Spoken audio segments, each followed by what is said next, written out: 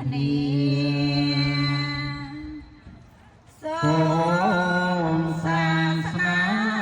ពុទ្ធអង្គការពពតរងរឿងវិសុទ្ធថ្លៃថ្លាហើយមានជ័យចោកផ្សាយពេញលោកកាដោយចឹងជ្រះថ្លារំច្រើនលៀនមានចិត្តស្នេហាគោរពបូជាចំពោះព្រះហស្ថកយា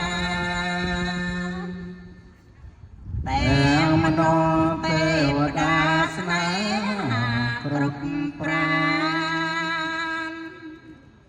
ប្រាថ្នាចង់បានសេចក្តីសុខយើងខេមរាជានាំគ្នាថ្មីគ្នាកាន់ថននឹងបានផុតទុក្ខរួមរួមសាមគ្គីពីនេះទៅមុខតាមនឹងបានសុខសែនសានត្រាប្រងព្រៀងប្រព្រឹត្តតាមហោសុចរិតឆ្ពោះតាំងកោថាណបុតពី